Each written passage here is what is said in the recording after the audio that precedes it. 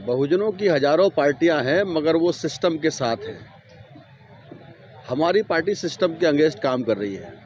भारत में जो सत्ताधारी दल है, कहीं न कहीं उस सत्ताधारी दल को ही वो बीजेपी के विरोध में चुनाव लड़ती हैं। जब सरकार बनाने की बात आती है तो वो सरकार में ही शामिल होती हैं और ईडी सीबीआई से डर की वजह से उनका समर्थन करती है।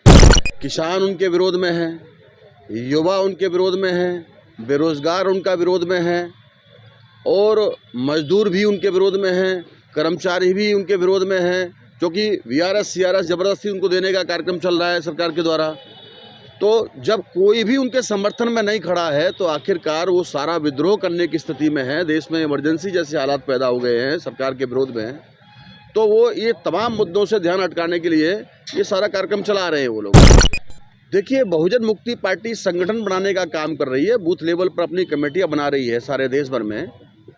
तो संगठन ही वो शक्ति है जो अच्छे से अच्छे जो राजा थे उनको सूली पर लटकाने का काम किया। संगठन की शक्ति के माध्यम से जो सरकार अपने सत्ता के नशे में चूर हो जाती है, तो हम लोग संवैधानिक दायरे में रह करके, संविधान जो कहेगा उसके अनुसार उसके दायरे में रह करके सारा काम करेंगे। अभी श्रीलंका का उदाहरण आपके पास में है। जब सत्ता के नशे में वहाँ की सत्ता जो शासक लोग थे वो चूर हो गए, तो राष्ट्रपति भवन में घुस करके पब्लिक घुस गई और वहाँ जा करके उसको भागना पड़ा।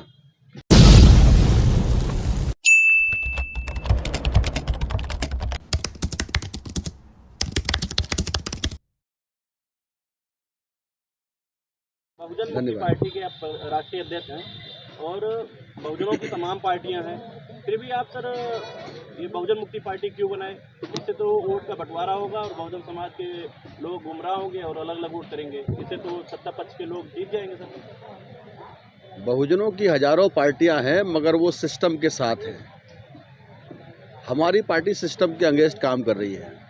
भारत में जो सत्ताधारी दल है, कहीं न कहीं उस सत्ताधारी दल को ही वो बीजेपी के विरोध में चुनाव लड़ती हैं। जब सरकार बनाने की बात आती है तो वो सरकार में ही शामिल होती हैं और ईडी सीबीआई से डर की वजह से उनका समर्थन करती हैं।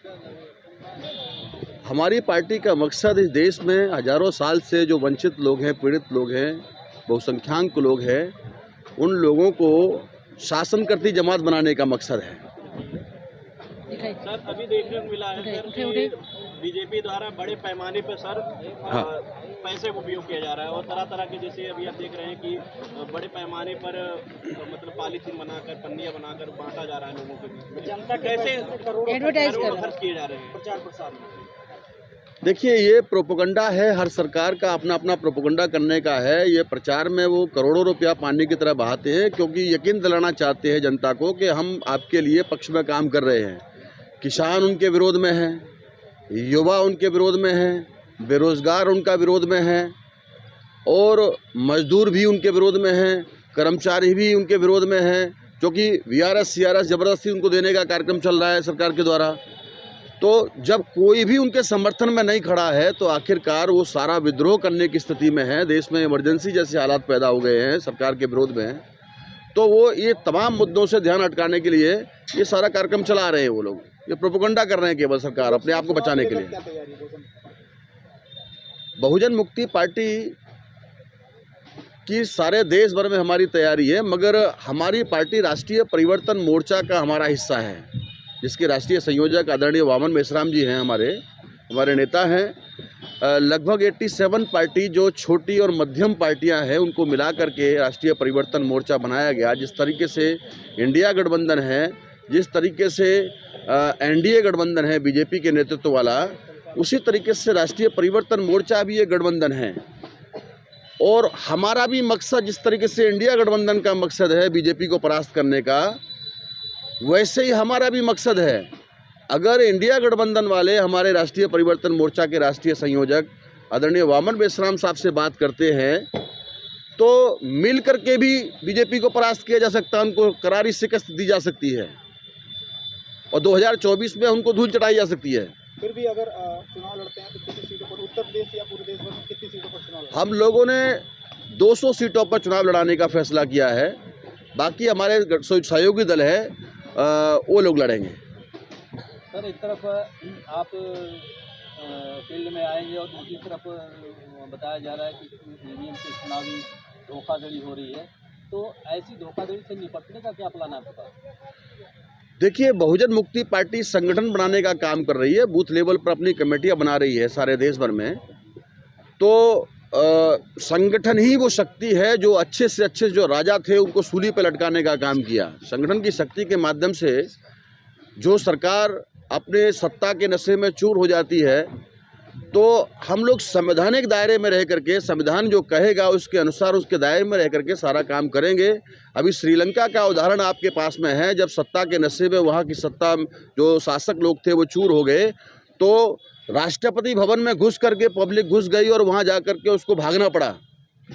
आपने नेपाल का एग्जाम्पल देखा होगा, वहाँ का उदाहरण आपके सामने है कि वहाँ भी जब सत्ताधारी दल जो है बिल्कुल निरंकुश हो गया, तो पब्लिक जा करके उसके वहाँ घुस गई और वहाँ जाके उसको हटाने का काम किया, सूली पर लटकाने का काम किया। देश में क्रांति होती है तो हम संविधान के दायरे में रह करके ही, बगैर किसी खून खराबे के, हमारे किसी भी महापुरुष ने लड़ाई झगड़ा करने के लिए इस तरीके से कोई बात नहीं कही है, तो हम सत्ता संविधान के दायरे में रह के काम करेंगे। हाल ही में आपने दिल्ली में एक प्रेस कॉन्फ्रेंस किया था ईवीएम के खिलाफ, जिसमें कांग्रेस के नेता थे, तो इसमें सिर्फ ईवीएम के खिलाफ ही प्रेस कॉन्फ्रेंस था या फिर चुनावी को लेकर, गठबंधन को लेकर कुछ आगे बात? ईवीएम मुक्त भारत यह नाम दे करके उदित राज जी ने, दिग्विजय सिंह कांग्रेस के सीनियर लीडर है, और भी बहुत सारे जो वहाँ पार्टी के जो वरिष्ठ नेता थे, सभी लोगों ने ये संयुक्त रूप से,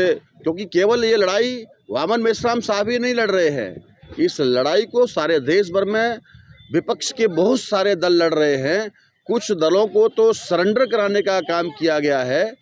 चंद्रबाबू नायडू भी उस समय शामिल थे। चंद्रबाबू नायडू ने भी बैलेट पेपर से चुनाव कराने की मांग कही थी, लेकिन आज वो एनडीए में शामिल हैं, तो उनको सरेंडर कराया गया है। डरा के, धमका करके इस तरीके से उनका जो है उपयोग करने का काम कर रही है। ईडी सीबीआई के माध्यम से डराने का काम भारतीय जनता पार्टी कर रही है, लेकिन उसके बावजूद भी बहुत बड़े विरोध में काम कर रहे हैं लोग। मौका मिलता है अगर इंडिया गठबंधन में, कितनी सीटों पर इंडिया गठबंधन के साथ चुनाव लड़ने? देखिए, ये फैसला करने का अधिकार हमने राष्ट्रीय संयोजक आदरणीय वामन मेश्राम साहब को दिया हुआ है। अगर वो इंडिया गठबंधन के लोग, जो उनके चीफ हैं, खड़गे साहब है या जो भी लोग हैं, वो लोग मिलकर यार बात करते हैं मेश्राम साहब से, तो वो फैसला वो उन लोगों का है। हमारी पार्टी उस गठबंधन का हिस्सा है। सर पर है, वक्त भी नहीं है, ऐसे में अभी क्या बात चलेगी? अभी तो राजनीति में हर मिनट, हर घंटे किस करवट उठ बैठेगा कोई कह नहीं सकते। ये आखिरी समय तक, आखिरी नॉमिनेशन तक जो है सारा मामला चलता है। बहुत बहुत धन्यवाद सर। Thank you.